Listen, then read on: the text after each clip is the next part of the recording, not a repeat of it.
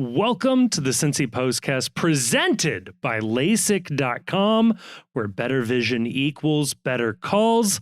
I'm Kevin Wallace, and before we get started with today's episode, I want to tell you about our friends over at Streetside Brewery. That's right.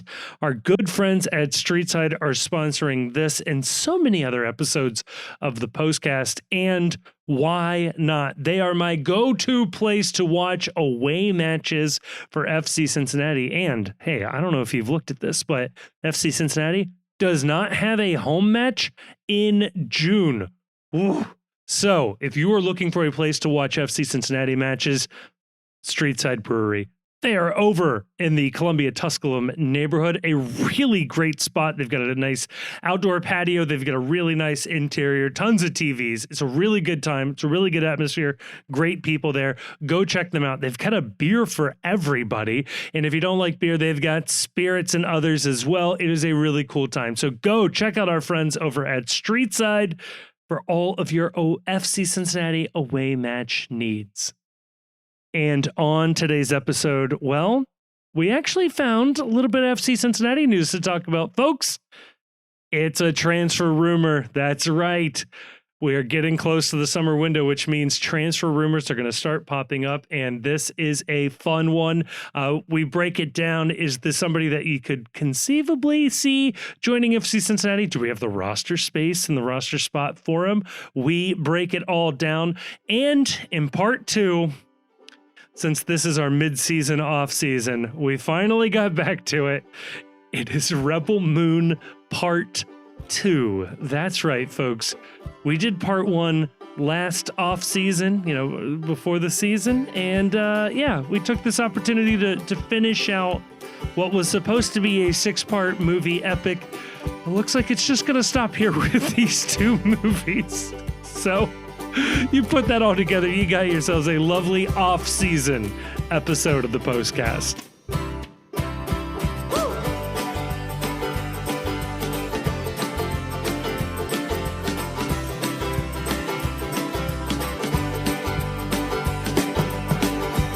Joining me to talk about all of that and more, I am joined by 2 gentlemen who will have to suppress their undying love for Zack Snyder for just a couple of minutes to get through some FC Cincinnati talk.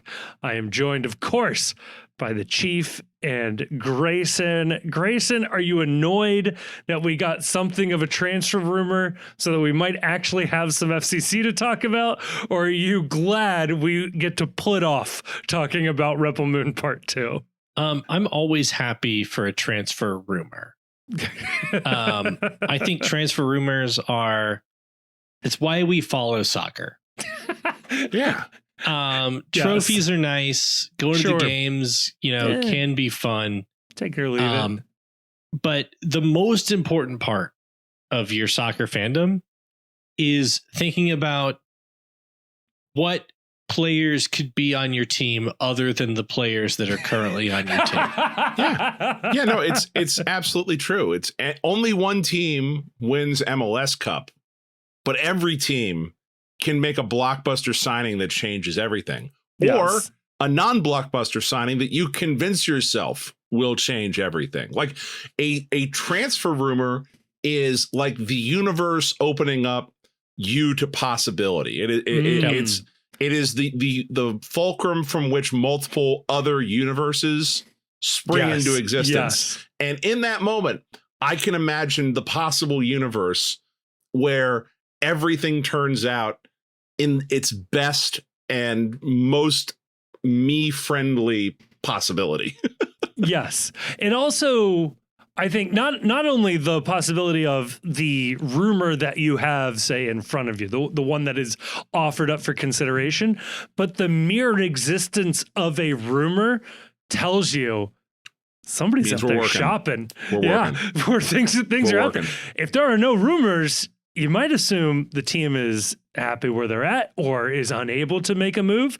Moves are being made. Now you can not only, critique and throw your hopes and dreams onto the given move, you can also substitute it with what will always be a better move. Whatever move you're suggesting is a better move.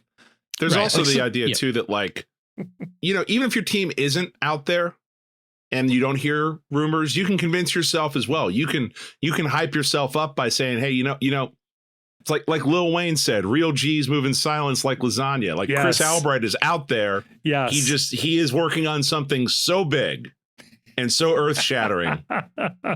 No one dare report it for fear of the mockery that would come with reporting a rumor so audacious. There is a joy to like getting transfer rumors, and especially, as you said, like absurd ones. But where you get that moment where you finally, like, especially like with what we do, but everybody does this. You ask somebody, hey, is there anything to this? And you always get a wild reaction, no matter what it is. It's like, holy shit, where'd you hear that? Or why are you wasting my time asking me these questions about this guy? Of course, that's never happening. It's like, well, I don't know. Like sometimes real things are real. Yeah. What if? What if this guy is the guy? Should we finally name a name here, or should we continue dancing around just the idea of a transfer rumor? That is the problem, right? Like the only thing better than a transfer rumor is the transfer need. Yes. Right? Yes. Like it is great to talk about a link to a particular U22 winger.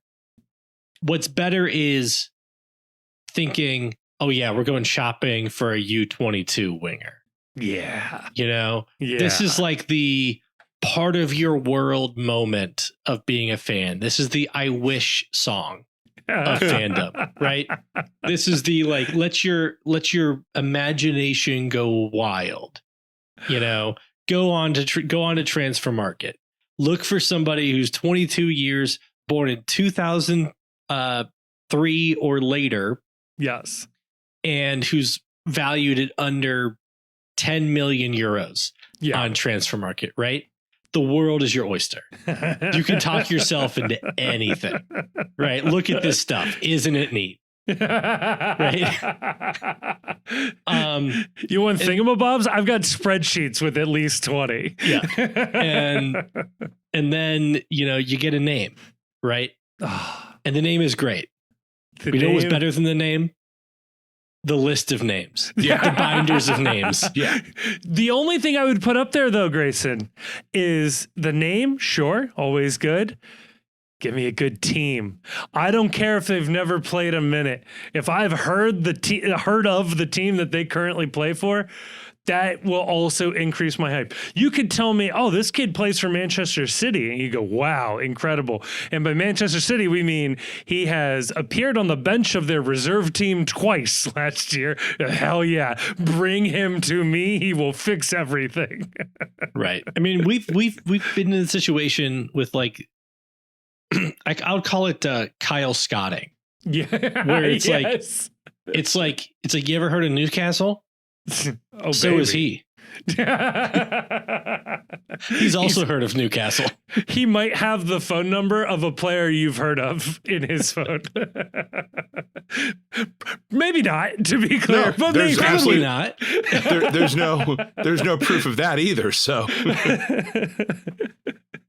oh man! All right, let's talk about it. Let's throw the name out there. Ross McCausland is how I'm choosing to pronounce this until somebody gives me a better one. He is a 22-year-old left or right winger, depending on where he is being deployed, from Northern Ireland, currently plying his trade at Rangers in Scotland. And I gotta say, I gotta thank the sport of soccer for letting me use the word ply outside of a toilet paper context. You don't usually get to say ply outside of that unless it is a soccer player plying their trade. And I like that. So Ross McCausland, this is what I love about him. First glance at his photo, it looks like Alvaro Barreal. He does. He looks like Luca Micoriciano. Yes, he does. Problematic, but I'll allow it. Luca O. Rishano. Yeah, there's the hyphen in there. That's exactly the case. Has he played on both the left and the right? Absolutely. Does he attempt lots of shots? Yes. Does he create lots of chances? Yes. Am I basing that entirely off of the FOTMob player comparison tool? Absolutely. Because if I look at his real stats, it doesn't really suggest Does he score that. a lot of goals? No, not at all. Does he start a lot of games? No. No. Four is four a lot for a 22-year-old in the Premiership in Scotland? Probably not. It depends on how he scores them. I mean, if they're only at the most opportune times, then maybe they're worth more. True. No. He's appeared in 13 matches. Got a red card. Apparently, Nice. minutes after Plays subbing hard. into a game. So I like that. So he was out there. He was out there to enforce. I like that too. Like Yes. he knew the assignment when you go out there and you get a red card immediately. Absolutely. Now, he does not take. This is what I love. So I'm looking at his season performance. He does not take what? Milk with his coffee? Where are you going? Right. Where are you going with Well, this? he I got was a going red to say- card after subbing into a game immediately. He doesn't take shit from anyone, apparently. Yeah, He good. doesn't take a lot of touches is the thing, but when he does take touches, he is a dribbly boy, okay? And they have gone out and found the Northern Irish version of Barreal and Orshano, and if we sign him, great. If we don't, I won't lose sleep over it, but I think it's very funny that there's another one out there and our name is attached to them. Is he fast? Do we have any? Because I'll tell you, when this rumor came out, and maybe this is what we should talk about next. Yes, Is the replies to the tweet of the reporter who published the rumor were like, if you can get a quarter for him, sell him. The fans were not unhappy to see him linked to a move out. Correct. Never a good sign. Now, there was one comment that did give me a little bit of hope, which is Rangers fans never properly assess youth talent. But then again, in a European context, 22 starts pushing the boundaries of what we'd consider a youth product or a youth prospect.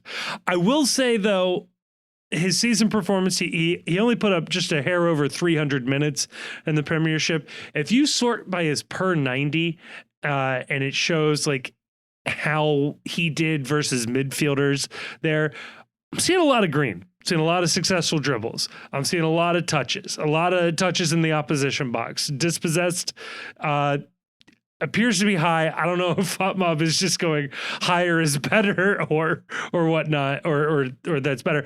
But I would say, like, there's a lot of things in here that you would be excited about if you were shopping for a U22 for FC Cincinnati.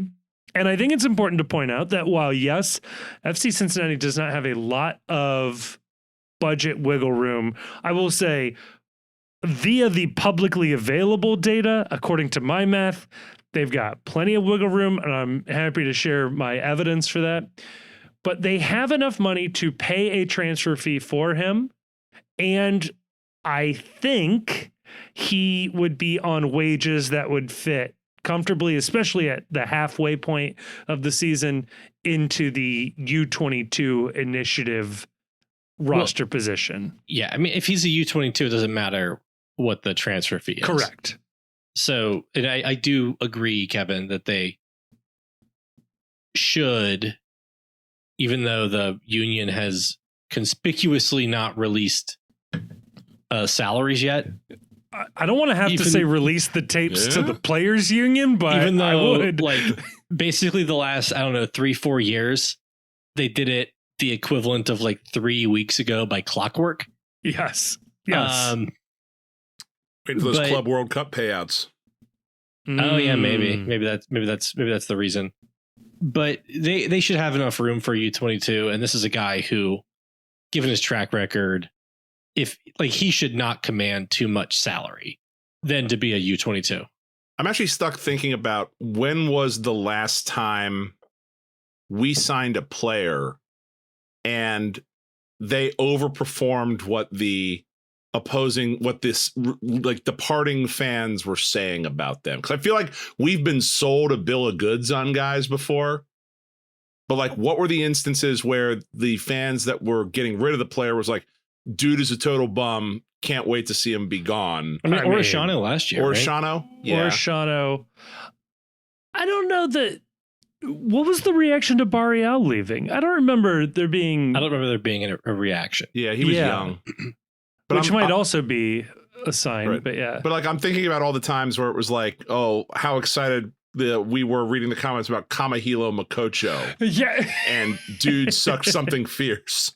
I mean, Engel, the Middlesbrough fans were, I would say, they weren't sad, right? I mean, there were some people who said nice things about him, who said, you know, stuff about his work ethic, about his character, about, you know, there being changes that made it tough on him, but nobody was particularly sad to see him go. Yeah, we're kind of seeing why a little bit.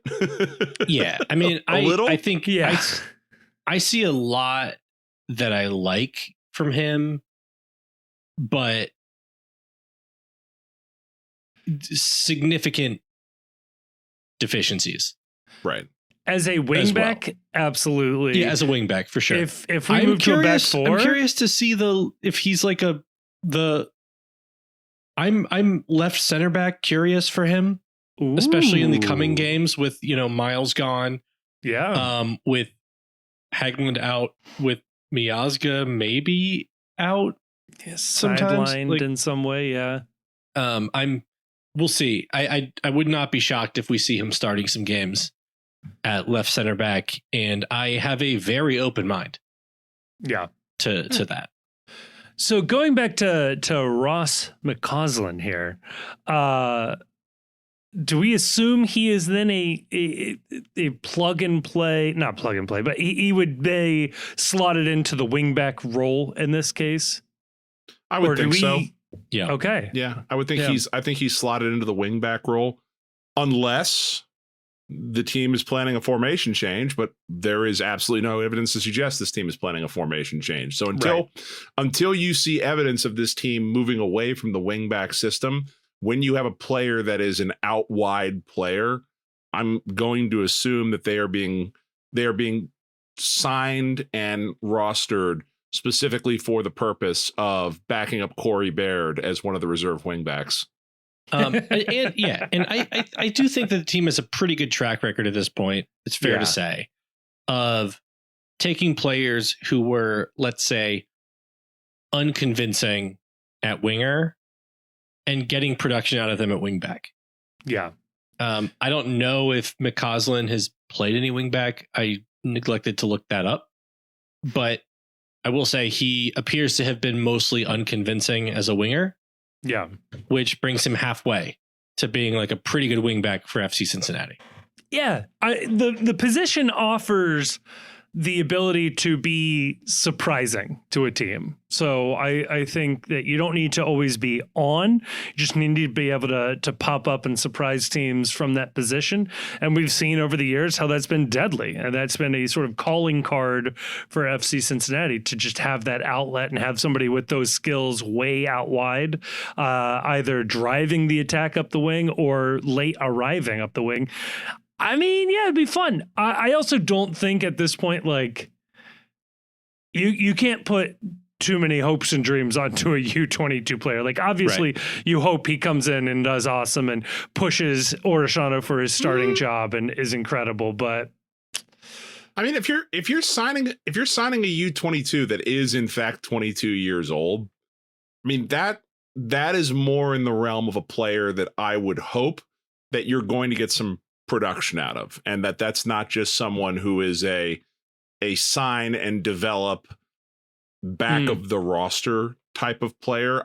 I think if you're targeting that type of player, I would hope that person can play a little, because at 22 in world football, you're almost in you are what you are territory by that age as a player. And it's one thing to take a player that's 18 years old, or, we keep saying winger, somebody that's 17 or something like that.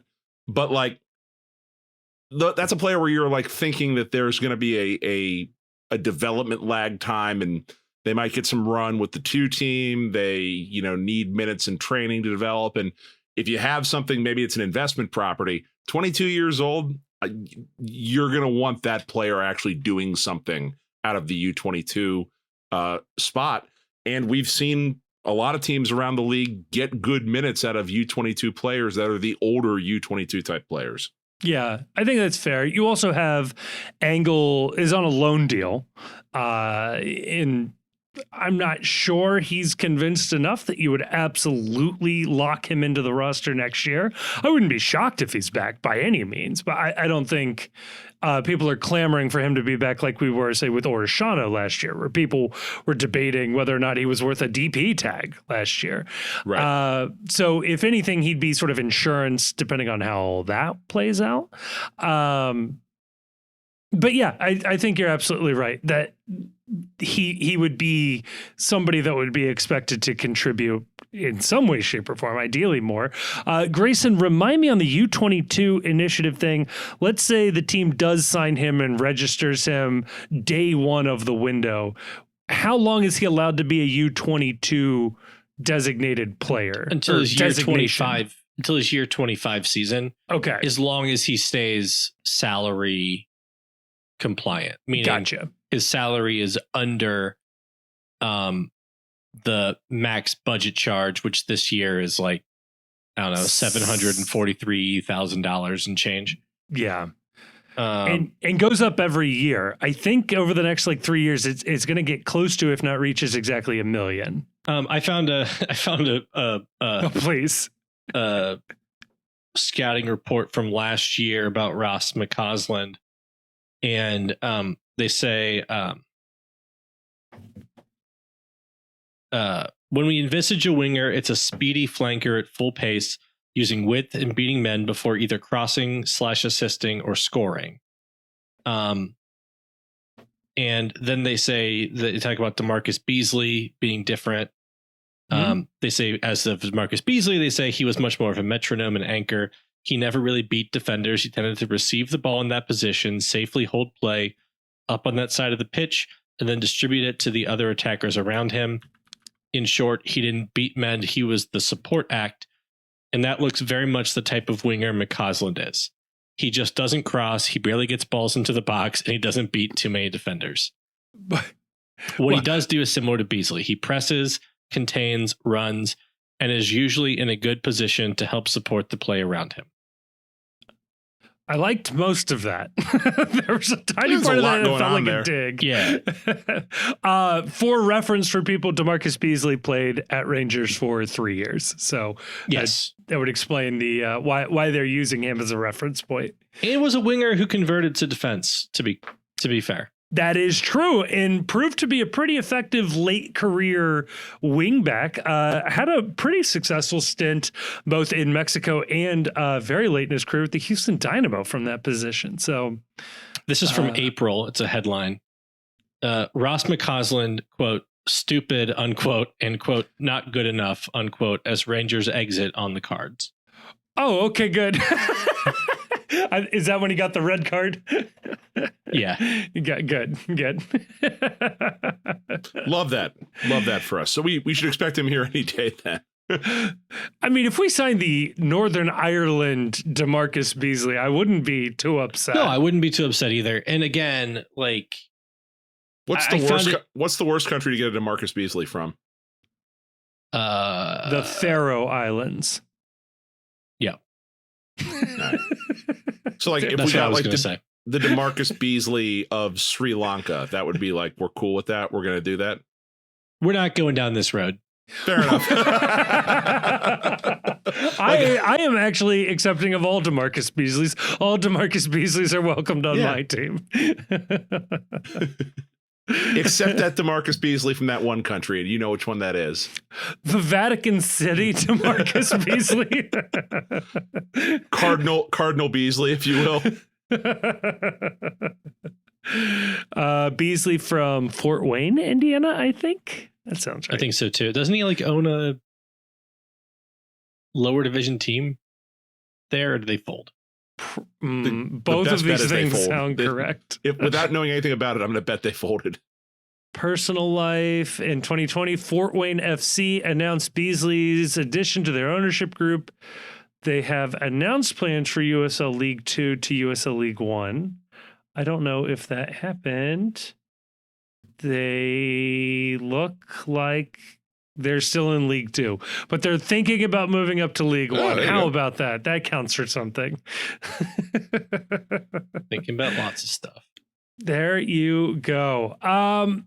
The other thing we have for some FC Cincinnati news is really just relaying what was posted in our Discord from a Q&A with Pat Noonan, where a couple of interesting tidbits came out. I'm just going to read the post as is from the Discord. Shout out to Steve from the Discord. I've actually known Steve for a very long time, and it is very funny that we keep bumping into each other throughout our lives this way. But Steve, he wrote this post. This is from a Q&A. He said, "Why isn't Dado playing more? ? Agreed that he has improved when he has time and space, but struggles in physical matches and opponents exploit that. Needs to improve diet and quote unquote extracurriculars off the field, inconsistent in training." Now, there's two other points. I'll just read them real quick. Training is going to focus on more specific tactics over the break, and Birding's top 20 player was Mueller, and it was real, but it fell through in the late stages. So, yeah, I think everybody knew that, although we kept hearing the top 20 thing coming up from people like, is this the top 20 guy? And I don't know how much of that was like facetious and a joke, and how much of that was like people still wondering. I don't know that anybody from the team had publicly, and I don't know how public this was. I don't know if this is under Chatham House rules or something. Right. But yes, US Soccer loves those. I believe this is the first time that somebody from the team has openly confirmed the Thomas Mueller I don't know, interest, whatever it was. Yeah.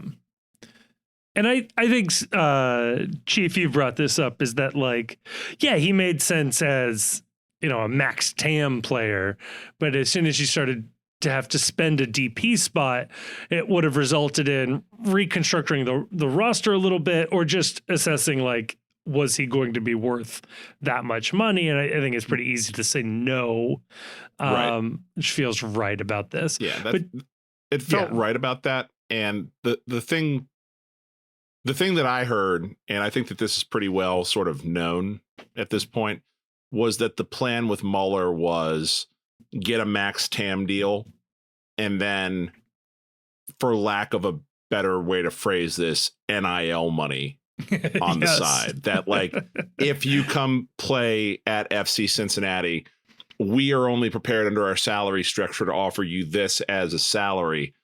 But we know and can facilitate many things happening that will, make you happy from a financial standpoint.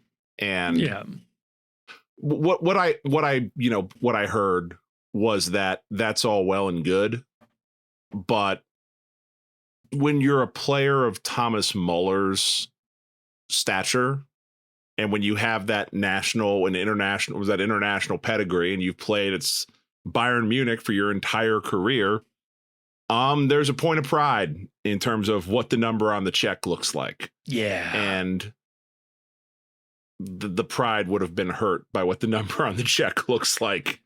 And you can't exactly go out and tell people as part of this that oh no, don't worry about it. It only says I'm making $1.7 million here, but really I have, $8 to $10 million in endorsement deals that they've found for me. That would specifically have had to be kept on the DL, or at least enough plausible deniability not to tie it back to anyone. So, I think that was a problem. It was pretty well reported that there was a lot of discord in the Toronto locker room Yes. last year for a variety of reasons. But one of the reasons was that Insigne's reported salary by the union didn't include like his marketing bonuses. Yes. So Shaqiri was reported out. I think maybe this was 2 years ago. Because I think Messi would have been the highest salary last year. It was just that Bernadeschi's numbers was higher. Well, I thought it was that Shaqiri was reported as the most as having the highest salary in MLS, and Insigne was at the time.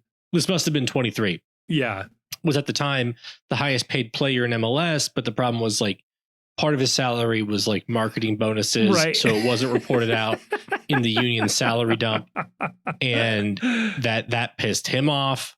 So and good. And that was, by the way, that was eventually corrected. Like his salary got a big jump the next time the union released salaries. This stuff is very it's very funny. It is funny that these players are in fact scoreboard watching when it comes to the salary, and because it's not even like how much money you actually make, it's how much money somebody says you make, right?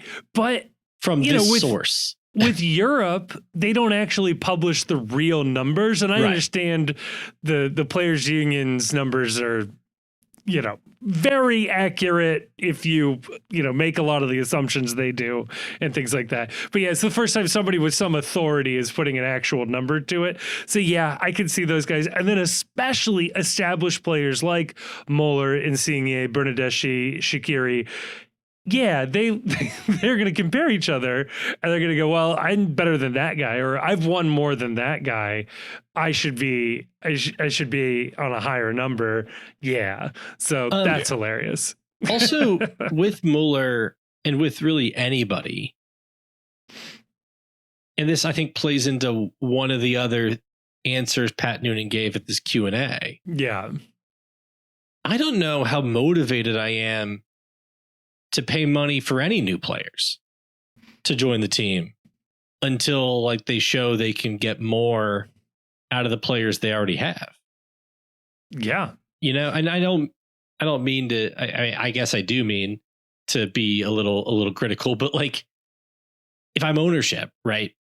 And you're like, well, we can pay Thomas Muller $10 million and he'll come play for us.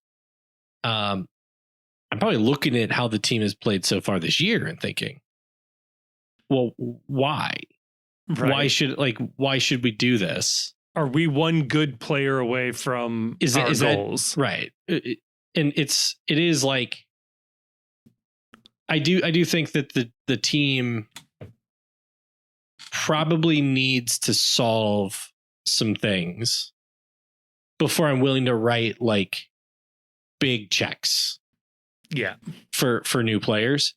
And that's also maybe why the U22 we're linked to is a guy who's out of favor at Rangers, who I assume has like some skills and potential and unrealized potential, but it's a guy who's like fully out of favor at his current club, and not somebody who not the guy ahead of him. Right. Right. Or, somebody like another, like someone that's available on a type. Yeah. Someone that's available on a value, probably transfer in, where you're not looking at breaking the bank on this. So the Muller thing was interesting to me. The Dado thing was way more interesting to me. Because real quick, before we get to Dado, which I'm more than happy to spend the rest of the episode talking about, I just want to say the Muller story and the fact that the team is quasi acknowledging it, confirming it, tells me that we have more money available than we're letting on, because that is not possible with the current numbers. Obviously, players can leave, and of course, if that's on the table, anything's available. Yeah, but like they could have bought out, like you could get to a max TAM contract by using 2 of your buyouts on Sergio Santos and Corey Baird, probably. Absolutely. Like I'm just saying, if you're going to say the team is cash strapped, they can't bring in a max TAM player, that's false, because they were trying to. Right. So like, they have a path forward. That and to I guess close the pin on the McCausland thing. 'Cause we talked about the transfer fee. We talked about how with the U22, right, the transfer fee is not added to the caps. You can spend as much money as you want on a transfer fee. The teams that he was linked to, though, were OH, I'm going to say Leuven in Belgium and FC Basel. Yeah. And if you look at the transfer business those teams have done, I think it does give you a pretty good idea about what economic tier we're talking about. Yeah. And I think we're talking about for this U22 slot, probably something in the under 2 million, under 1.5 million transfer fee. Yeah. Which is where this team usually lives with its U22s. Like this team does not look to break the bank with the U22s. They look at those as $2 million, $2.5 million investments. Maybe you get something back out of them. Maybe you don't. But this is not a team that as of yet has shown that they're willing to throw out $7-8 million on a U22. And part of the deal, as we talked about it before, is that it's all well and good to say that you can spend an unlimited amount on a U22. You've got to get them also to be on the wage bill under max salary budget charge. And, you know, once you hit a certain transfer fee, the salary expectations get higher than I think that you're able to pay in those sorts of situations. So having said that, can we is it time to talk Dado? So speaking of under 22s, Chief, how about FC's own 20-year-old? So we'd been speculating for a while that perhaps there was not all was well in the Pat Noonan, Dado Valenzuela relationship. Yeah. And the joke had been that there was, you know, that there was a personal thing. He just didn't like the guy. Like he looked like the kind of guy that took his lunch money when he was in first or second grade or some shit like that. This tracks. Like I'm surprised that it's being said publicly. Maybe because Noonan has been very, very particular on this point. He was very particular on this point. And I think the last press conference that he did after the DC game, where I want to say it was maybe Laurel that asked him a question of, do you think some players need to be named publicly when it comes to performance issues? Because Noonan's always like, we'll talk about it at training. We'll talk about it in practice. I'll let players know what I think and what they need to hear. And he's like, I'm never going to do this out in public. I'm not going to air a player's dirty laundry out in public. You know, it's an internal thing. It's a respect thing. Now, I don't know if he considers this public since it was a season ticket holder event. You should, because FC Cincinnati fans are chronically online. Yes. But this is to my mind one of the first times in recent memory where Pat has outright maybe leveled some criticism publicly against the players, we'll say, off-court behavior. That's true. There's been plenty of opportunities to do so. Yes. With some high-profile stories, both not just within FCC circles, but local news, international news, where they might have had the opportunity to do this. Now, I will say the question is sort of geared at asking for the criticism, which is, Dado does very good when he's on the field. Why isn't he getting on the field? Either Noonan has to say, well, I'm a moron, or he has to explain the reasons why he's not on the field, which is necessarily negative, right? Like there's never going to be a positive reason. He's so busy saving kittens that he never has enough time to do training. Right. Like there was always going to be something negative. So I will concede a little bit there that it's sort of forced into the criticism, unless he was just going to duck the question altogether. So props for not doing that. Need to improve diet. I mean, we've all said this. Last year, he looked like a boy. This year, he looks better. Certainly that goes with growing up and getting older, but also, yeah, man, like more protein, weightlifting, you know, get some muscle mass on his body is going to be helpful. We've seen him just get bodied in games. We've also seen him body players. I mean, yes, in his goal against DC in DC, yes, he did outmuscle a DC defender. Now, you know, the fact that he's shown he can do it and doesn't always do it raises, I think, the question that Noonan's answer circles around. But I guess it doesn't seem like necessarily a lack of capability. Yes. Yeah. I'll also say, like, there are certainly examples of players on the team now and in the past that have not been physical stalwarts that have continued to be on the team. Sergio Santos does seem to fall over in a light breeze. Lucho was a fighter by all means, but wasn't always muscling guys off of the ball. His stature would lend itself to that. So I think there's a place for a not physical bruiser, especially when he would presumably, that is Dado, be paired with Kevin Denke up top, who is the opposite of whatever this is. So yeah, I don't know. I think there's something to it. Now, what I do think is interesting is the extracurriculars and inconsistent training.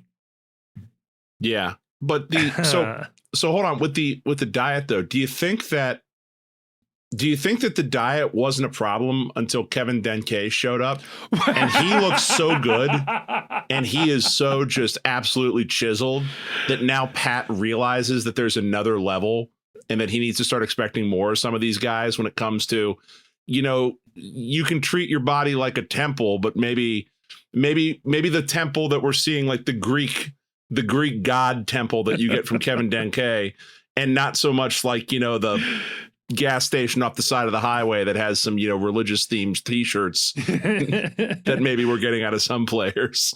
Right. Yeah, not the Kentucky church that does the ayahuasca therapy. Yes, correct. Right. Chief, the kids call this mogging, by the way. Kevin Denke has mogged Dado Valenzuela by looking so attractive and standing next to somebody who's not quite so attractive. He's actually made Dado even less attractive. It's just tough scenes from a man right here. He thinks I'm going to come back into the team. I'm going down to Clearwater. I'm in shape. This is awesome. I'm going to take my shirt off at the beach when we play volleyball. And then all of a sudden, here comes Kevin Denke, and there isn't like carbs like run away from him in fear. Yes, like that man hasn't seen, like, they don't make a unit of measurement small enough to register his body fat percentage. And now all of a sudden, Dado's like, I'm going to keep my shirt on. Don't mind me. I'm just going to swim with it on. Yeah, like Anthony Edwards in Top Gun. Yeah. Just stay with me, Goose. What do we think the extracurriculars are? Can we recklessly speculate about what that is?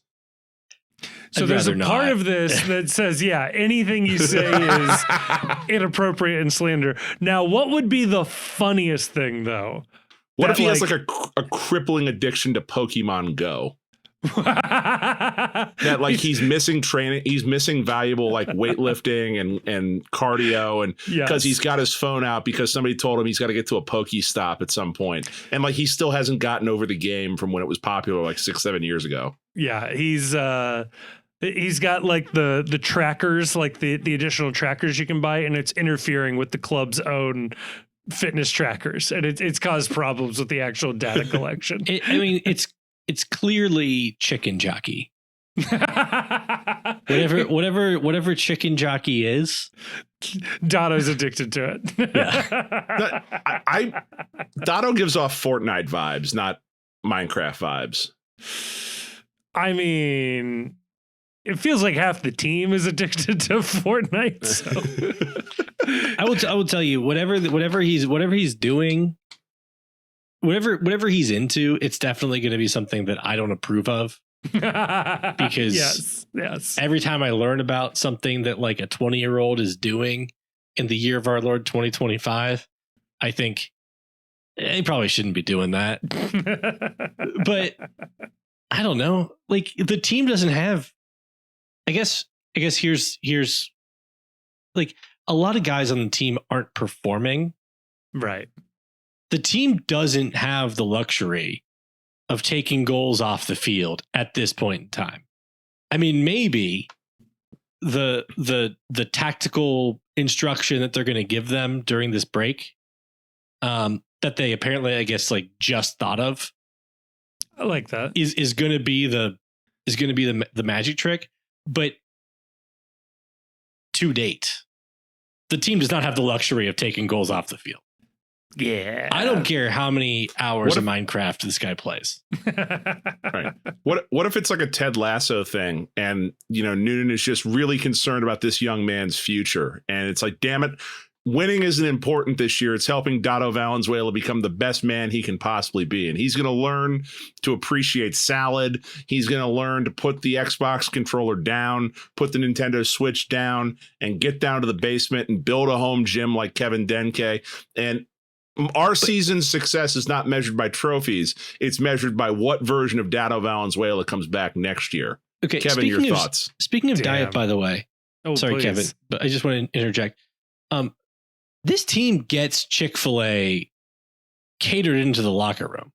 Matt Miazga walked into the ref's locker room with, like, I think a whole pizza and or a burger.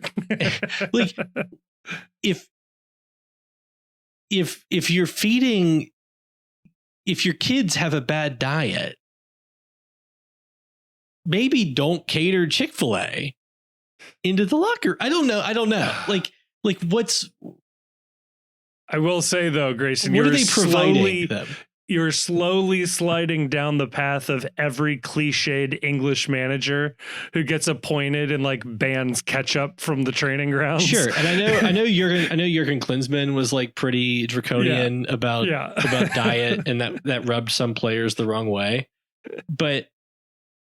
And maybe it's something else. Right. Maybe, but I'll tell you, I've been to Raising Cane's and seen FC Cincinnati players there. So I don't know. I'm not going to call anybody out by name here. Yeah, let's name some names as who's getting the extra cane sauce. Oh God, it was Dado. It was Dado, wasn't it? I'll tell you, it was not Dado. Okay. Chief, I will say I am more than willing, able, and excited to throw this entire season away if it unlocks the true potential of Dado Valenzuela. To be clear, this is a player that Evander says is one of the best in the world, or at least that's how I'm choosing to read it. And so right. if you trade one pretty good season, results wise, for a world-class player next year and under team control over the next 5, I think I'm for it. I think I make that trade. Dado or no Dado. I'm just in love with the idea that Dado eats the same way I did when I was 20, and I just didn't understand at all like what nutrition was, or like what the long-term effects of like things in my body. Like famously, like I just didn't touch vegetables from like age 14 to 30-ish. And so like just like the idea of he's just burning the phone data plan up, hitting DoorDash up for Taco Bell every night of the week, and coming out through the drive-thru with $30-$40 worth of food and extra fire sauce. And just that's how he's living life because he's 20. And that's what you do when you're 20. And just not realizing I'm a professional athlete. I can't eat the same way all my friends do. He's buying the carcinogenic hot dogs for like $1 for an 8-pack. Yeah. And just sitting there eating them in like a slice of Wonder Bread, just telling everybody who looks at him, what? This is like 25 cents for a whole meal. I was going to say exactly that. We all had the shit diet like in college when we were broke, or at best living off of loans that we knew were going to be hanging over our heads. Dado's getting... What is he on? $80,000 a year? That's a salary a lot of listeners would trade for right now. Yeah, think how many hot and ready pizzas that buys, though. Like I used to eat 2 of those a day when I was in, grad school, or like, right. That's a shitload of crazy bread. Like that kind of money when you're 20, that means never turning down I'm going to supersize it option because I'm counting how much I got for the rest of the week. Like that's too much power for a 20-year-old to have. it's a little scary. What does a taco go for at Taco Bell these days? Is it still like 79 It's cents? got to be at least like a buck 50. No, I guarantee it's over $1 now. Yeah. Dang. Yeah, it's rough. It's rough out there. Like Dado Valenzuela has never once, when he's been in line at Chipotle, been like, you know what, guac costs too much. I can't do it. So back in high school, for the younger member of the 12 out there, there was a thing that like one of the football coaches would do, which is it was the $20 Taco Bell challenge, which is could you eat $20 worth of Taco Bell food by ordering the individual items off the menu. And if you could keep it all down, he paid for the meal. But if you puked it up or were unable to continue the meal, you owed him the $20 back. And that was like a genuine challenge. And now that is nothing. Like that is the easiest thing in the world. I don't know what the equivalent is today. Yeah. Yeah, I'll roll through the Taco Bell drive-through, and we'll put a hurting on the wallet with that. Grayson, what if you had to guess? What does a soft taco go for at Taco Bell these days? $1.39. Kevin, $1.75. Ooh, even with Price is Right rules, Kevin, $1.79. I think you win both showcases with that one. That's too much. They should. That's all. Like I understand. I understand inflation, Right. like is a thing, right? Sure. But once Taco Bell hits a certain price point, Taco Bell should cease to exist. No, I think it should be like they were talking about, like what was Elon saying that if debt exceeds GDP by like a certain percentage point, everyone in Congress should lose their job. If a soft taco costs more than $1.75, it should trigger like parliamentary snap elections in the United States of America. Like every congressman should be up for re-election. The president should be up for re-election. And so like everything in their power should be done to keep the price of the Taco Bell taco under $1.75. Yeah, we have to like boycott, divest, and sanction Taco Bell at this point. Yes. Yeah. I will say though, Grayson, that's too much for a soft taco. And I bet it's smaller than it used to be. of course it is the shrinkflation. That's probably for a basic one, right? It's not even a supreme. No, that's just meat, lettuce, and cheese in a soft taco shell. It's hard. It's hard out there. My buddy and I used to go get like 6 hard and 6 soft tacos, and it would be under $10. Yeah. That's what I'm telling you. The $20 challenge for one person was a feat. You're looking at like 15 tacos and 2 burritos or something. Like, so much food back in the day. Yeah, I do think there's a point where like this is where the casual joints messed up by not being faster. Like Applebee's, you are just microwaving everything. But right now, you can compete with fast food on price. And you can offer like a steak dinner and a beer. Like they messed up. They should have emphasized speed a little bit more. And I think they could have literally eaten fast food's lunch right now, but they all went out of business first. So yeah, when I was in college, the double decker taco was 99 cents. Yeah, because that was like almost a meal. Yeah. The double decker taco was a game changer when it came out. Like that was, I don't know if I want a soft taco or a hard taco. Taco Bell's like, my man, we don't pay you to think. Like, just get both. You can't at this point of the night. Right. You're here. We got you. I had a friend that used to say that their slogan should be "Swerve on in." No, do not endorse. At this day and age, you can $1.79 should be the DoorDash price. I was going to say, you DoorDash that. It's like a $4 taco. Right. Ooh. But this day and age, like that's the tax. Like there's no excuse, you know? Right. You're getting penalized for making this decision. You made your choices. Yeah. Now pay the $4. It's like you're gonna pay it. Like you're not gonna not get Taco Bell. Right. It is, Grayson, I do like the idea that it's like taxing cigarettes, but the money goes to the tobacco company. Yeah. Right. We need people to stop doing this, but also get your cut, Right. Philip Morris. Yeah, the DoorDash price is only $2.39. Like it's only 50 cents more to get this delivered to your house. Well, now you're a moron for going to the store. Yeah, now you're a loser for waiting in line. That's just dumb. Yeah, that's if you can get anybody to actually take your order. If you go inside of a store, you probably have not seen a human in 3 years. It is all computer screens. The biggest problem with this segment of the postcast is that my wife finds Taco Bell to be like the most disgusting thing on the planet. Like she does not understand like why I love it so much. And so whenever like I talk about Taco Bell, she's like, how can you eat that? You're a terrible person for doing this. And somebody is absolutely going to text her and say that we spent 30 minutes talking about Taco Bell on this episode.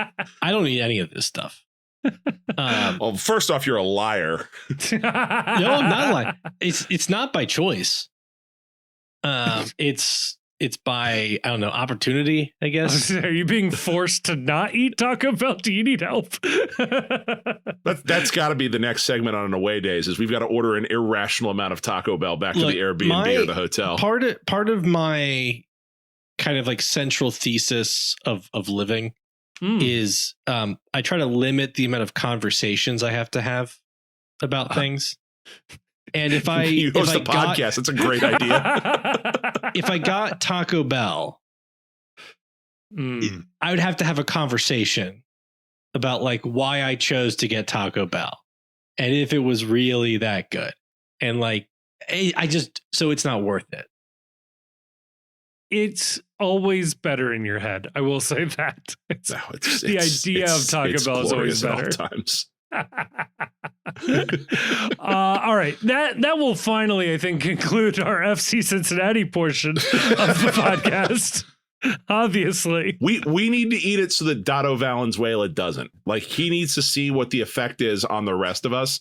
And like if all FC Cincinnati fans committed to nothing but a Taco Bell diet between now and July when the team comes home, he will see us in the crowd looking like complete just fat fucks. And he's gonna be like, I have to make changes in my life, man. I can't do this. They need to have Dado do like more fan events or like have him go to like the Bailey or sit in the First Financial Club or something and just talk to people and just say like, have people just tell him, you know, what they ate that week. Right. And he will get scared straight.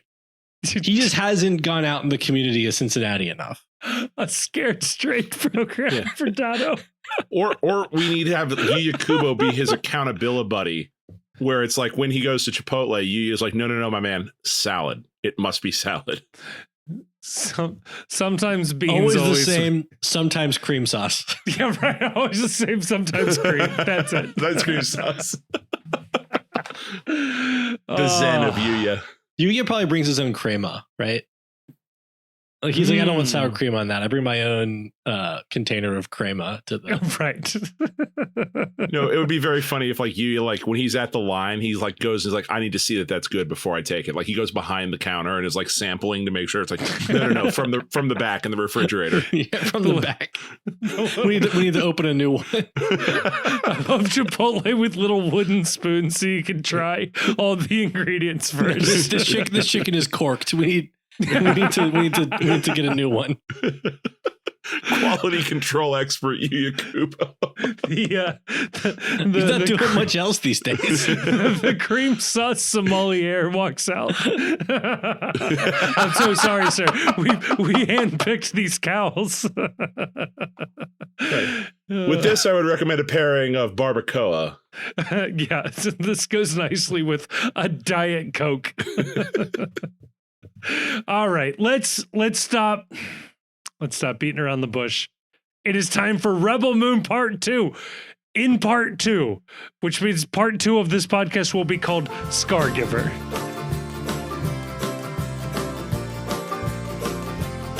We are back, and since this is a miniature off-season, the mid-season off-season, we have busted out some old off-season content, and that includes movie reviews. And well, we did Rebel Moon Part 1 over the last off-season. So, of course, we had to finish it up with Rebel Moon Part 2. Though I had some horrifying news to tell you, gentlemen, after the fact. Although, obviously, if you made it to the end of this film, you kind of know what's coming. And if you didn't, God bless you. We are talking about Rebel Moon Part 2, The Scar Giver. Or if you watch the director's cut, Ooh. Curse of Forgiveness. Probably a better title, because Scar Giver, although not, it just hit me. It just hit me why it's Scar Giver. Because the girl's still alive. Because I was thinking, Scar Giver's not that intimidating, because it means you always live through the encounter with the Scar Giver. Right. It just hit me. Okay, this movie might actually be genius. It's not, but like, I'm glad that you come to this conclusion. It took me so long to figure this out. I'll just start out with saying I hated this movie. Yeah, that's the correct take. I hated this movie. I'm mad that I watched it for this purpose. Even for content purposes, I'm mad that I sat through and watched this. I'm mad on a lot of levels, because in the abstract, this is the kind of movie that should appeal to me. Sure. And this is like in my wheelhouse. I like this genre. I generally like, if you tell me it's ragtag rebels fighting against a space empire with, consequences at a galactic scale and space monarchies, I'm like, you know what? I'm in. The hell with it. I'm into it. Cool. This was just this. I hate this. There's nothing redeeming about it. How can it be boring and like cliched? Like, cliches exist for a reason, because they are like proven good uses of story. I think Zack Snyder would use the word archetypes. Sure, yeah, sure he would. Okay. when you like the cliches, they're called archetypes. Right. It's become like shitty Joseph Campbell. People who maybe weren't listening to the show when we did Rebel Moon Part 1, I think it's important to like remind everybody of the background here. This was supposed to be Zack Snyder's Star Wars movie. And you can see it. The deal fell apart. Oh, it's got Star Wars all over it. I will say, if this had been a Star Wars movie, it would have been entirely redundant of Rogue One. Yeah. And Rogue One is obviously like a million times better. Now, see, I don't think than the Rebel Moons. I don't think it would have been redundant of Rogue One. Like the first movie, when they said this is supposed to be Zack Snyder's Star Wars. Yeah, I didn't see it. Like there was they go to the cantina, and other than that was the only part where I'm like, okay, there's a Jedi in it with lightsabers. There's Jedi in this one too with lightsabers, though. Yeah, in both of them. I don't remember the Jedi in the first one. The lady, whatever. The Asian lady. She kills the spider. She kills the spider with the lightsaber. With the lightsaber. Okay, I do remember that now.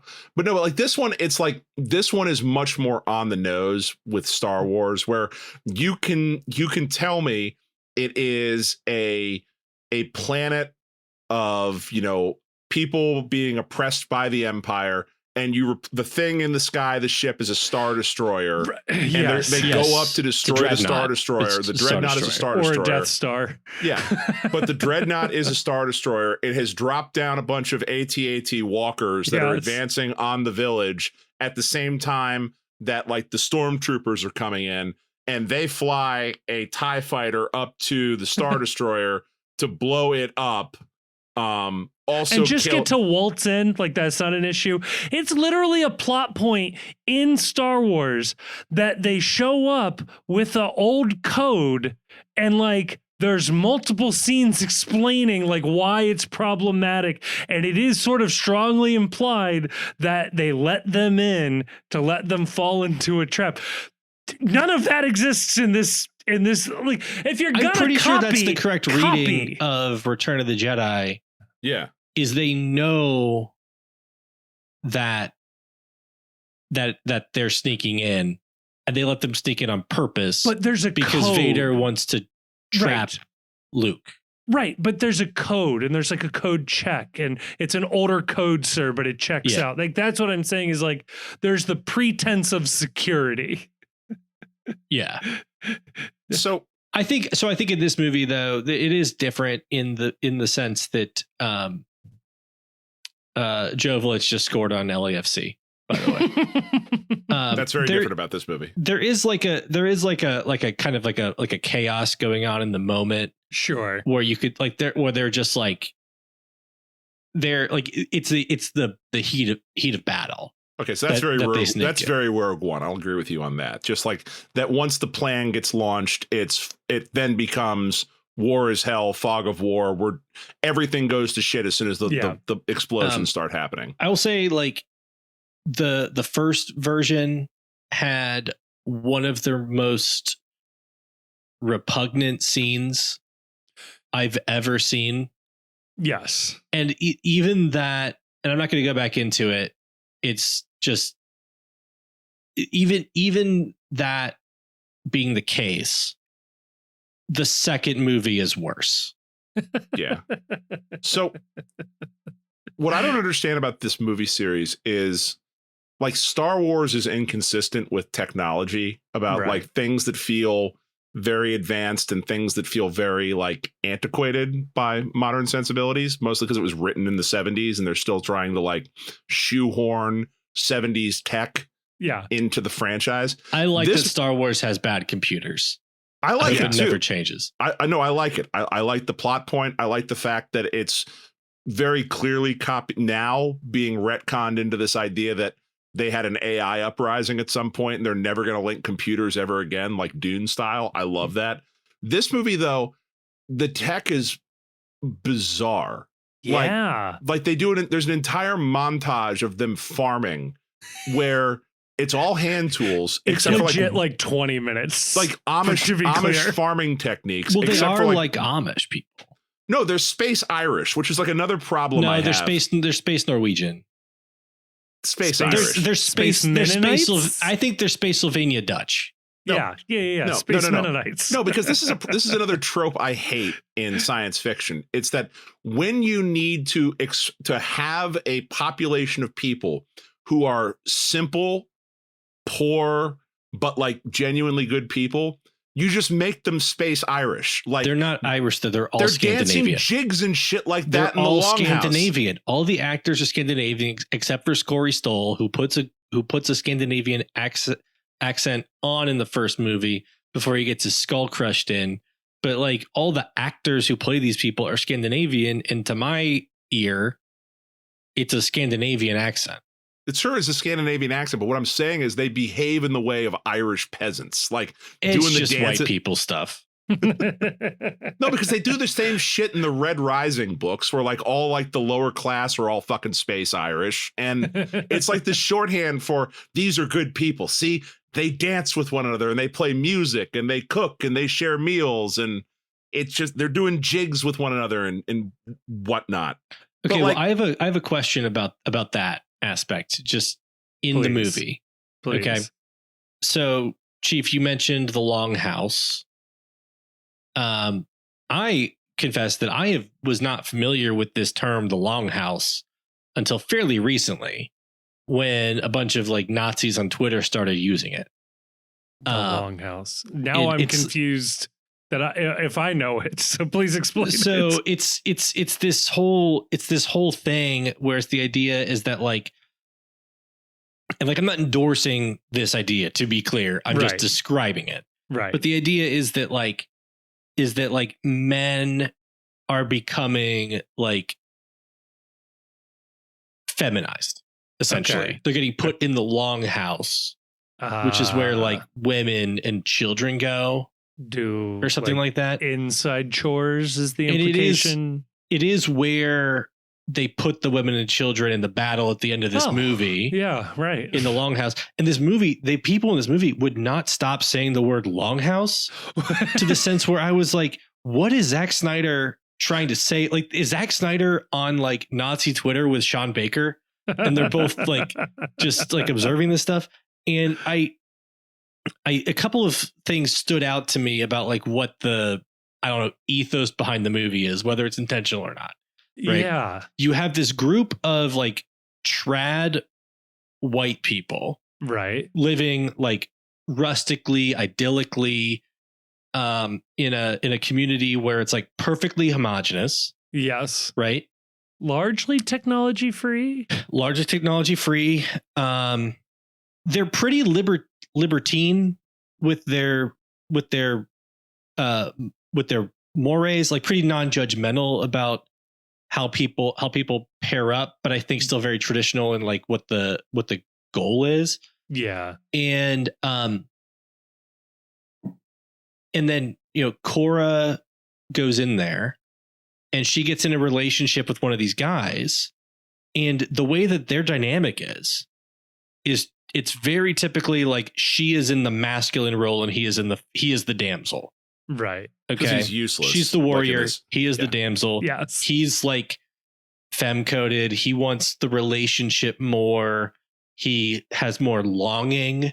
Yeah. And she is more. He looks like a soap damaged opera and more- star. Yeah, he's great looking. Yeah. But like he's great looking in like this guy bland probably way. slays on daytime television, but Yes. will Yeah. never do like an actual serious career. He's daytime TV good looking, but not particularly memorable. Yeah. Which is interesting because he was the replacement Dario Naharis on Game of Thrones. Yes. And the bad guy in these movies was the original Dario Naharis. And the love bad guy that. is a million times more interesting than her love interest. But that's like another The bad guy is also the only person in this movie that knows what kind of movie they're making. that's another digression. But so these people, like they have no ability. They're like essentially useless. Like they all are engaged in domestic labor. Yes. None of them is a warrior. None of them has any fighting skills. None of them has any ability to defend themselves. So they're like this entirely helpless beta community. Yeah. And then they become. And then this is where I think I have trouble like trying to pinpoint the ideology, because they have to like look to outsiders to rescue them. Yes. And the outsiders are all people of color, non-binary women. and Desmond, Every whatever, single one whatever. of them is not a white male. Right. But they're all alpha energy people. Yes. Coming to this beta energy planet. And it's almost like if Lawrence of Arabia was sort of white savior, this is kind of like alpha savior, that these people need to be saved and taught they need to teach them how to be men and how to fight and how to stand up for their homelands. I mean, is the message like, if you don't learn how to like defend your own homeland, you're going to be at the mercy of a bunch of like immigrants? Like, I don't know. I just have a really hard time like pinpointing like what the message of the movie is. Right. But I was doing a lot of noticing of the choices throughout the movie. The movie doesn't know what its point is here. It's this whole thing. They're on this planet. The entire story takes place over 5 days, basically. And in those 5 days, it feels like longer. They harvest an entire fucking town of grain. Which movie one said it was impossible. I just want to point that out. They said it was impossible. But they do but Jaimin Hansu said they had to. Right. Okay, fair enough. But like they do that, they bag it up, then they dig like a incredibly elaborate series of World War I style Viet Cong. Yeah, like World War I style trenches. They dig a bunch of those, cover them up with more dirt, and then also manage to train an entire townsfolk how to fight. In 5 days. And remember, there is a much larger, bigger town full of people that seem to be more capable with weapons. A half a day's journey over the hill. Right. So, and also, I want to say with the training, everybody seems already pretty good. Yeah, no, they're ready to kick some ass. Like, they show, I think, 3 villagers shooting, and every one of them just destroys the scarecrow target. The ratio of training montage to farming montage is way off. Yeah. And then the Jedi is just doing Tai Chi while everybody's farming. Like, I don't understand. And then the Jedi gets murked first out of all like the major heroes. just another point that Grayson, I vaguely remember you not liking because it's sort of antithetical to movies existing. I still don't understand like the weight of this entire empire coming down on a village of 50 people that appear to have the only wheat in the galaxy. So I don't remember if this is as spelled out in the original because I did not watch like the standard cut. I watched the standard cut like 8 months ago. It was so long ago that I actually deleted my notes from it off my notes app. I tried to find them. But I think I decided we were never going to talk about this movie. So I was like, I don't need this on my phone anymore. But I watched the director's cut, not in one sitting. I watched it over the course of like 4 days. And the director's cut makes it more clear that the Empire or whatever they call it, whatever they call the bad guys, government, the Motherworld, whatever the Motherworld. It's Motherworld. Yeah, they make it pretty clear that the Motherworld is in pretty bad shape. Resource wise. And it's like very much like the grasshopper and the ant situation. Gotcha. Like they don't produce anything, and so they're running out of worlds to pillage. Gotcha. So, also, why is there a director's cut of a movie that's on a streaming service? I don't know. I want to talk about that too. Because it doesn't make any sense. Like, just why release hire that. Zack Snyder to make a movie for your streaming service if you're not just gonna let him release the movie he wants to release? Because I know it's like 8 hours or whatever, right? But I thought that his Justice League was actually pretty good. Yeah, it was fine. It was fine. It was way better than the movie they put in theaters. It was not bad. You can't put that in theaters because it's like 8 hours. Right. But if it's on streaming, like these movies are shorter than The Irishman. Yeah, but put an 8-hour movie on a streaming service, you cowards. What's the point of being the weird, innovative technology if you're not going to take advantage? And the movies the versions of the movies they released first are terrible. Yes. I have not watched the director's cut of the first one, but the director's cut of the second one is a marked improvement over the original cut of the second one. I still don't think it's like particularly good, but there's some interesting stuff in there. Like, do you know, based on the versions you saw, how the dreadnought works? There's like a face in the middle of it that appears to be alive, and then they're shoveling coal into a boiler room, which makes no goddamn sense. So it's not coal, it's like space coal. Bones of people that they've killed, and it's a torture device of a being that they've enslaved this like race of beings to power the ship. They're called the Kali. Yeah, this was nowhere near in any part of the original. This sounds fun. I want to watch that movie. In the director's cut, Cora has like a moment where she like puts her hand on the big face wakes up, and I was like, what the But it doesn't just wake up. She has like a whole mind conversation with the being, and the being and Cora come to terms with the fact that Cora is going to kill this being, and the being accepts by destroying the dreadnought. Right. And the being accepts that Cora is going to kill her because she's doing it in service of ultimately liberating her species from control of the Motherworld. Like they have this like kind of touching, frankly, moment. And I don't So we got all that bullshit with them harvesting grain instead of this? Yes. What? Or just like what every character goes around in a circle, semicircle, and recaps their stories. That is also in the director's cut that happens at a different point in the movie. So in the director's cut, they do. I think so. Call me if I'm misremembering. I think in the original cut, they do the harvesting. Then they do the backstories. Yes. And then they do the battle montage. So you feel bad when couple of them die. Yeah. Right. So in the director's cut, they do the backstories first pretty early. And they're longer and more detailed. And you get like cuts to sequences where they show in more detail like what happened with all these people. And then they get into the the harvesting and the battle montage, and those I think are like intercut with each other.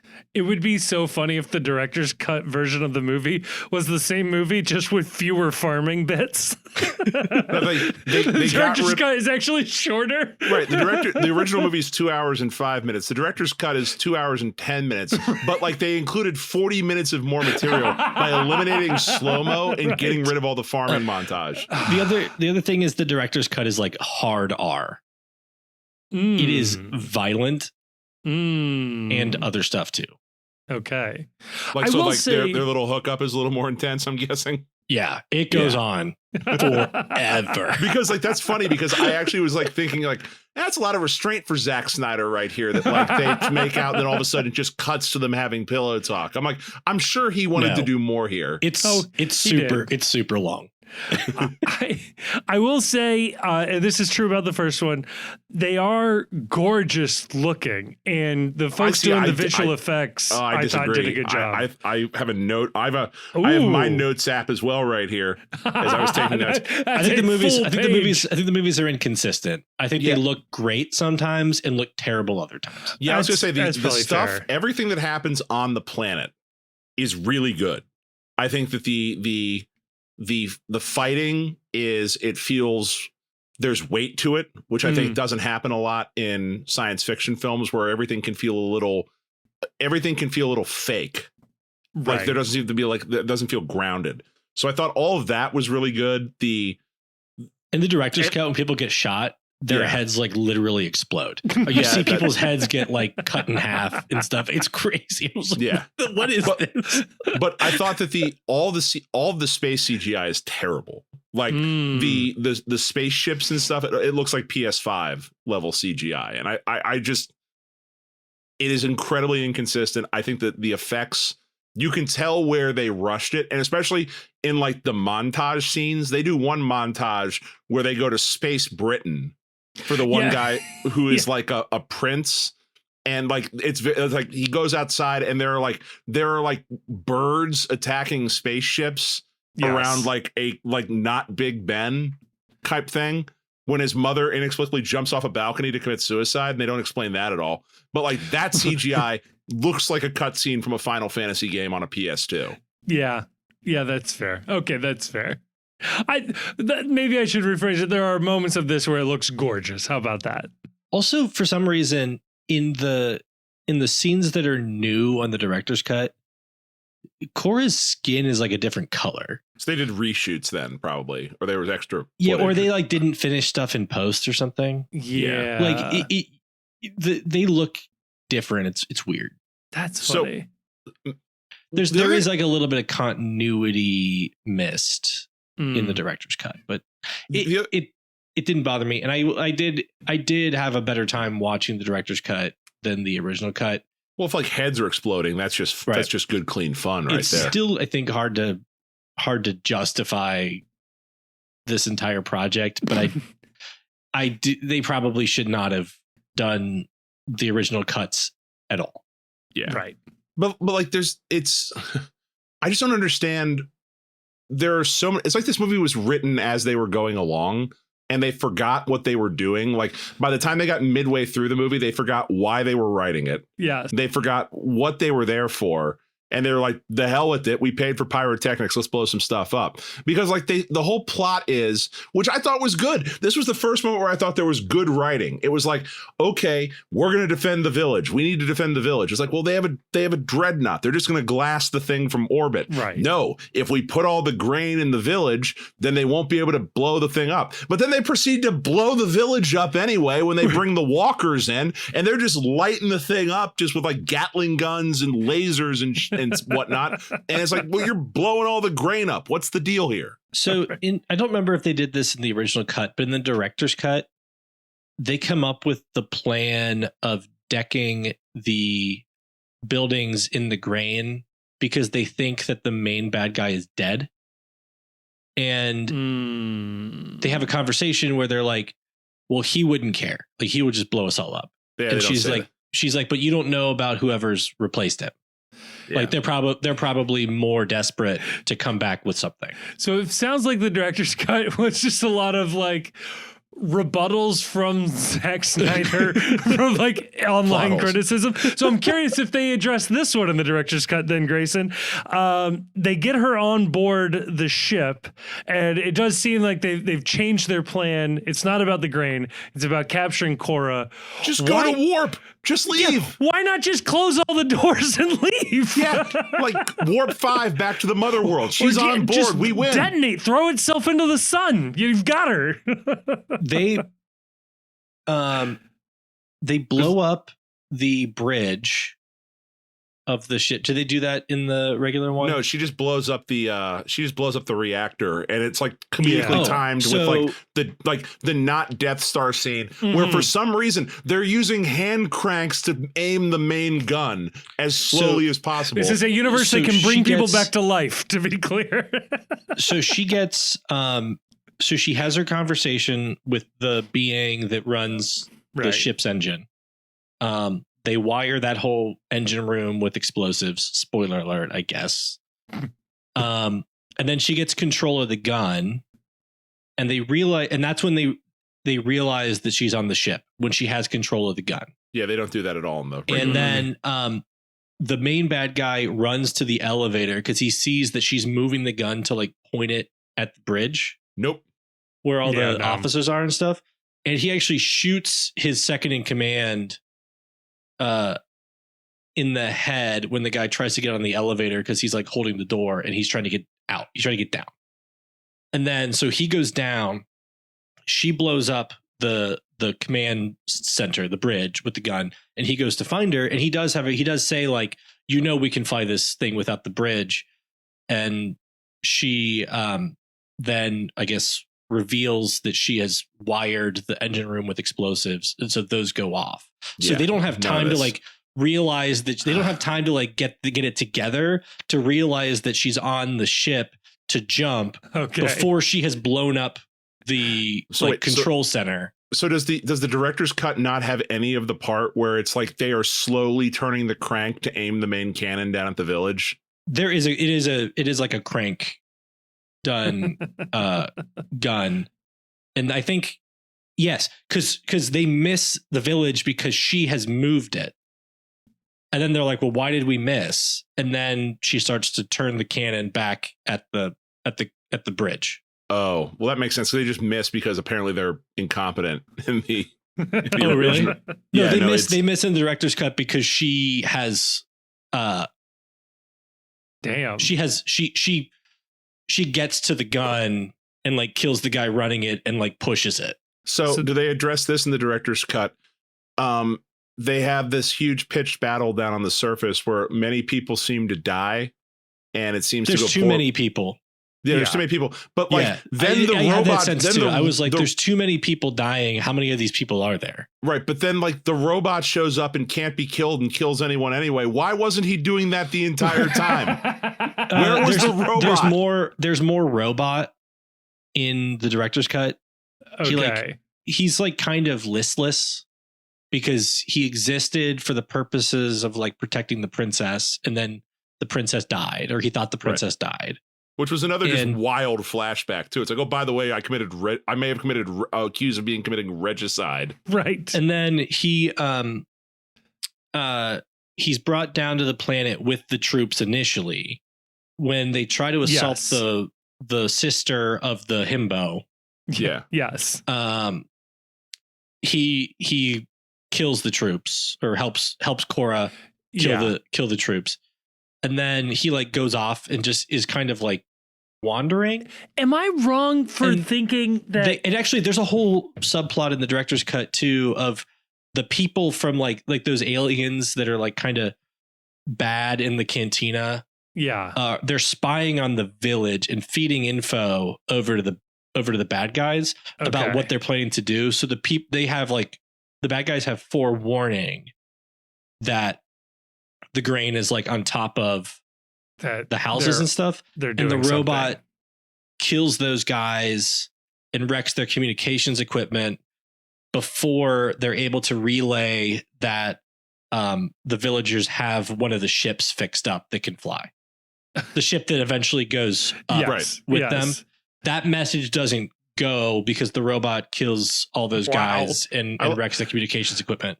I like how this segment has just turned into Grayson explains this movie to us because everything was like so many questions were changing. Every plot hole that I can think of does seem to have been addressed after the fact. Now, this is the thing I was a little confused about from one. I thought he said, and maybe I'm just totally misremembering it. I thought he said something about to the effect of like he was going to go recruit the other robots into like helping. I don't remember that. That definitely doesn't happen. Okay, I mean, maybe it happens like later.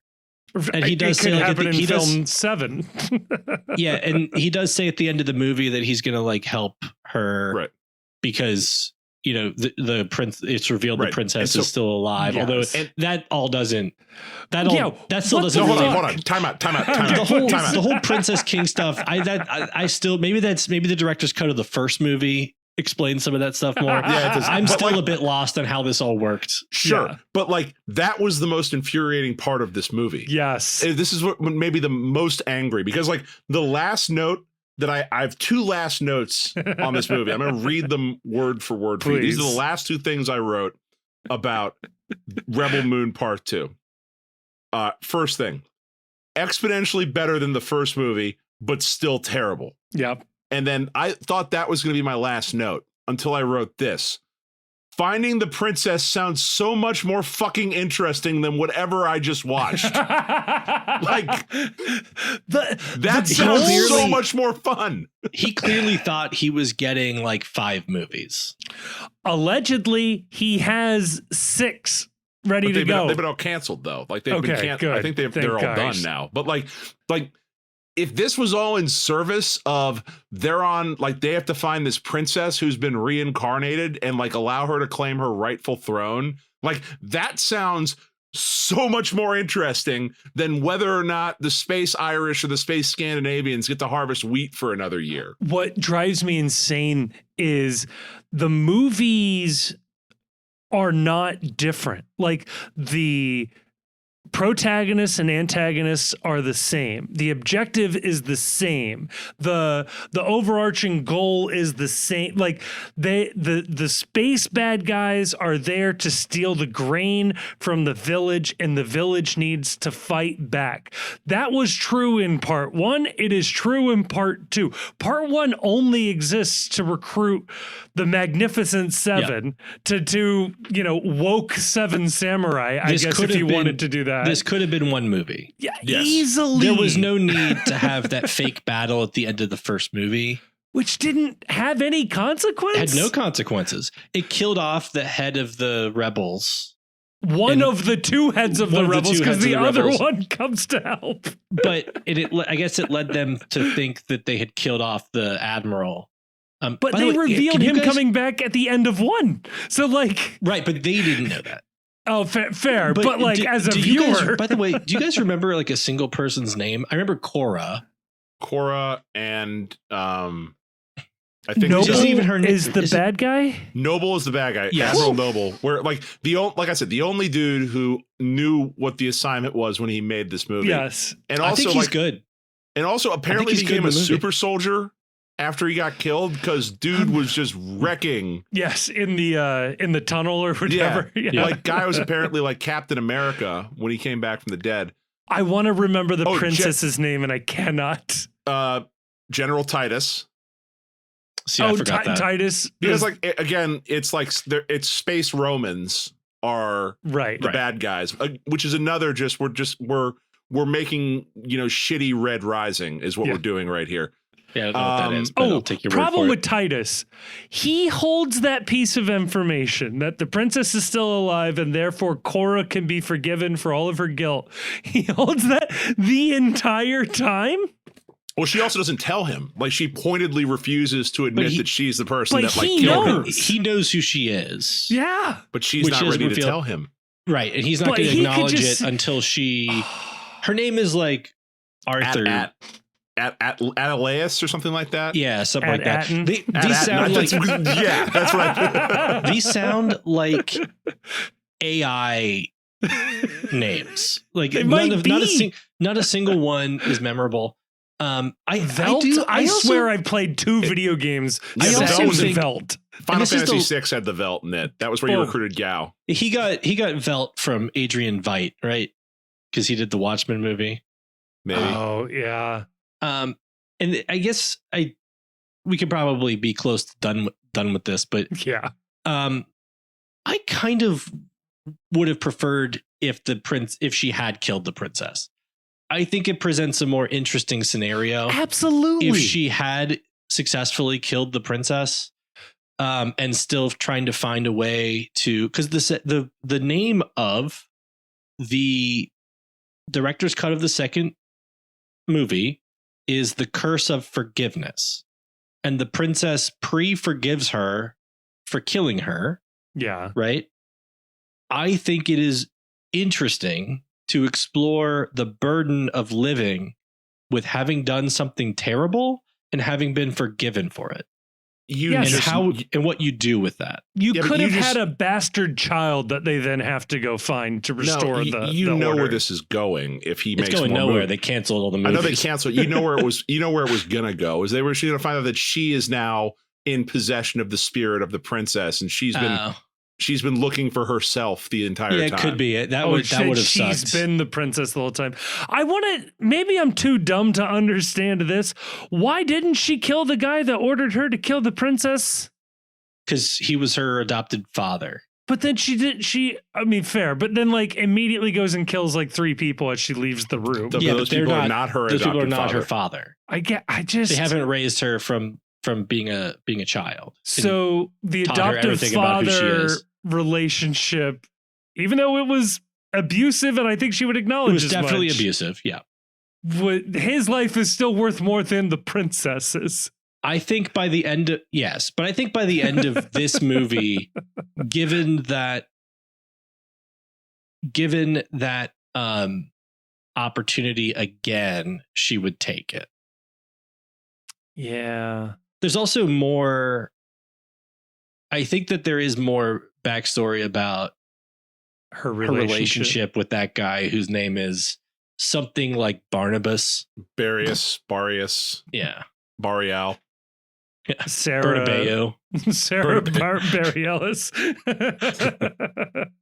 Rishano. Rishano.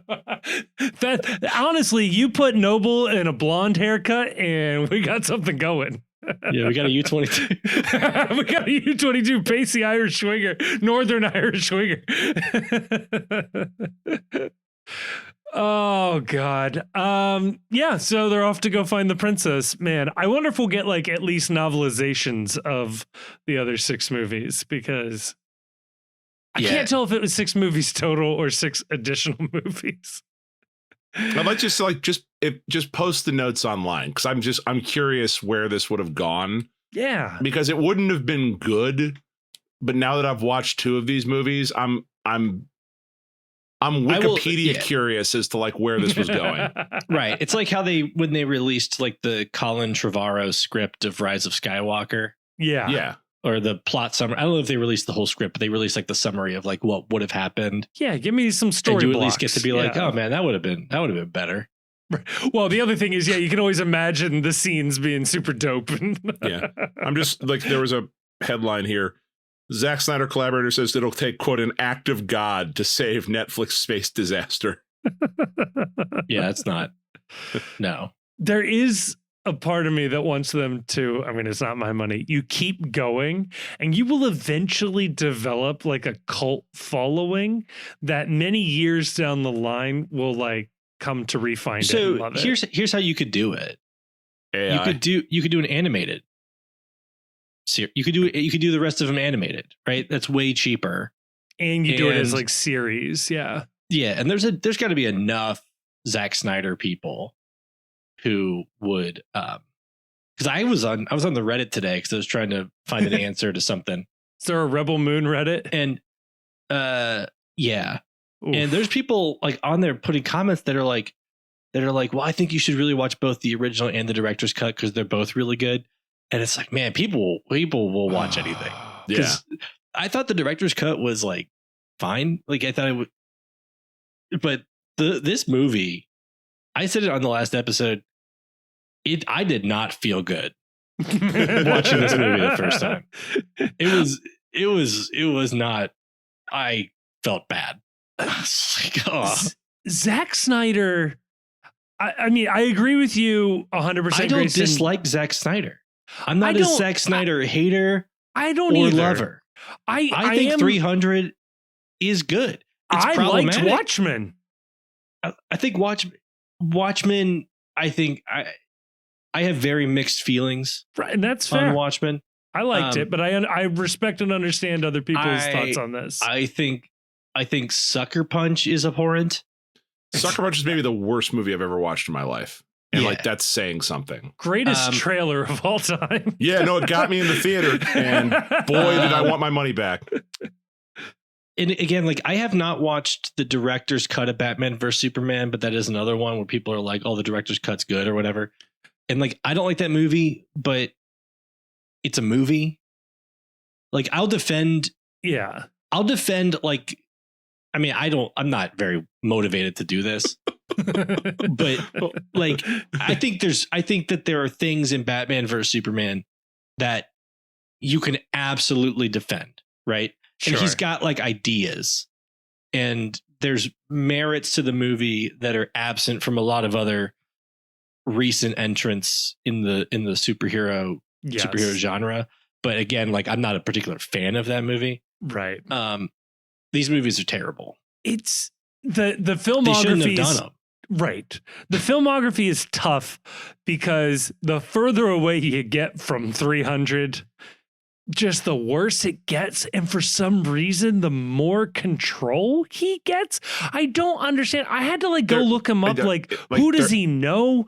He has to be one of these people where it's like I'm looking on the Reddit that Grayson was talking about right here. And like, there's like a headline here, like, 1 year ago today, we were introduced to the epic masterpiece that is Rebel Moon. And it's just like, as long as you find one guy in Hollywood that like is in the studio, like, no, you don't understand. This man is a genius. Right. And like, he keeps having his movies screwed with. And whenever he releases a director's cut, we just need to let him make movies and get out of his way because his movies are great.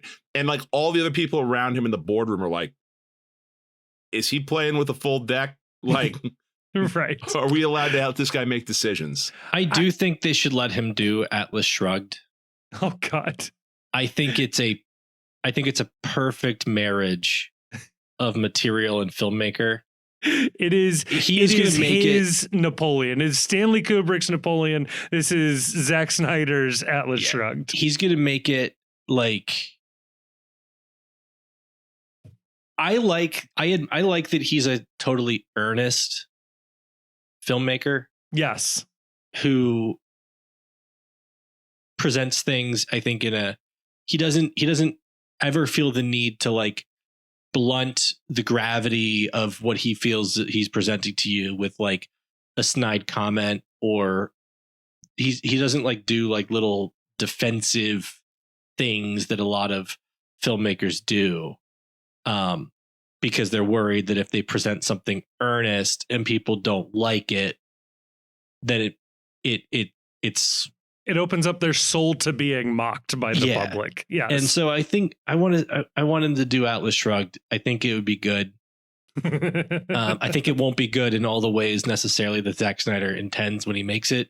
Yes. But we should let him do it. I think he should keep making movies. I think the landscape is better with him making movies because he does a thing. Yeah. And he's got I like people that are making, choices and taking risks.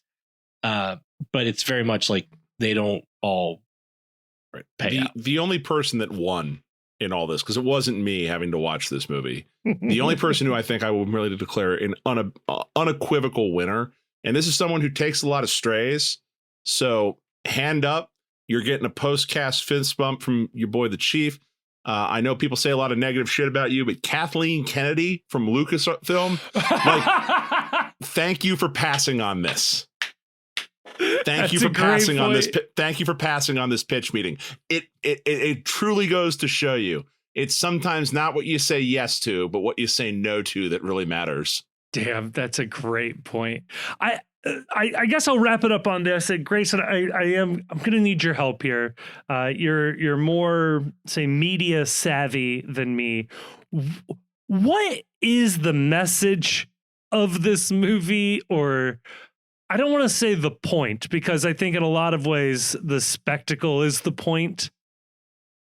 But like, I don't know what I'm taking away from this. Is it that you can overcome your past? Because then the princess still being alive, I think, undercuts that message. Both of those things, I guess, can coexist. But like, I don't know. I mean, I agree. The princess being alive undercuts what the message of the movie might be. I think it's a movie of. I think it's primarily about, leaving, like, the ability to leave your past in the past and always choose a new destiny for yourself. And that you don't have to be, you don't have to always be defined by, your worst or lowest moment. Okay. And like all the main characters get to have like a story where they talk about like their worst or lowest moment or what led them to their worst or lowest moment. And we meet them in like their worst and lowest moment, and they all get redemption, get to make new choices. Like, as long as you're alive, you could still make a different future for yourself. Except for the smuggler in the first movie. He just Except dies. for the smuggler. Well, he made different choices. Okay, good. I'm glad we found something. Which I think, in a better movie than the first one, I would have liked that character's arc. Yeah. Right? Because it's like, this is Han Solo. It's what if Han Solo was bad, which I like. Yeah. Which was also the plot point in like The Last Jedi too. So like, we've been there before. Fair. It's a little different. But because he makes all the tropes of like the likable rogue. Right. But no, he's just a bad guy. Right. Likable rogue, but still rogue, to be clear. Right. Well, there we go. Well, Chief, I think that does it for a mid-season, off-season episode. I think this was a nice distraction while the team was away. It felt like we didn't have much of an off season this year, like in the actual off season. Yes. And the good news is do we have a game a week from now? I think so. So we'll be able to do a preview episode on Thursday. That'll be nice. It'll feel nice to get back into the swing of things here. Maybe we have a guest on. We'll see what we can scrounge up. We'll see what we got going on. Yeah. All right. Well, fuck Zack Snyder and fuck Columbus.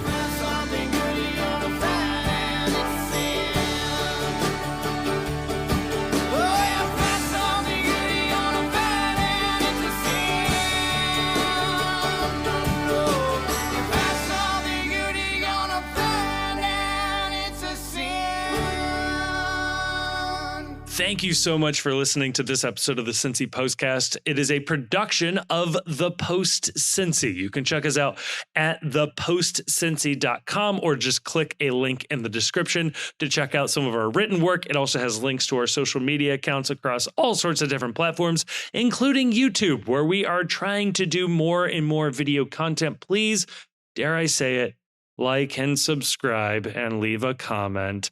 But no, that would be really, really helpful. Also want to give a thank you to Jim Trace and the Makers. They're a local Cincinnati band who provided all of the music for this episode. We love having them on board. You can check them out. Again, link in the description of this episode to find out where they might be playing shows next or where you can listen to more of their music. Also want to give a massive, massive thank you to the awesome and very attractive patrons over on Patreon. It is a voluntary subscription that people take out with no real promise of anything extra that keep this show afloat. And we are so, so thankful to those of you that have decided to take that commitment.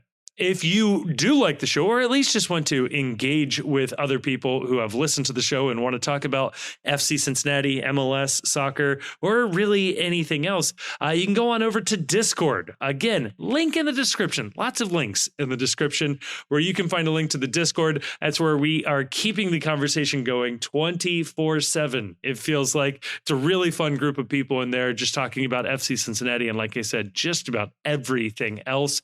And finally, I'll say it. If you liked this episode, and given the fact that you've made it all the way to the end, I have to assume you either like it or for some reason cannot reach the stop button.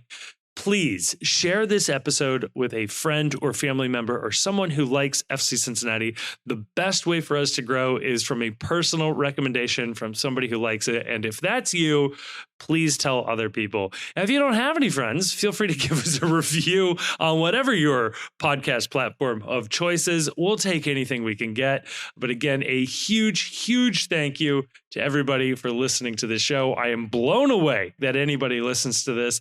So again, I well and truly mean this. Thank you so much for listening.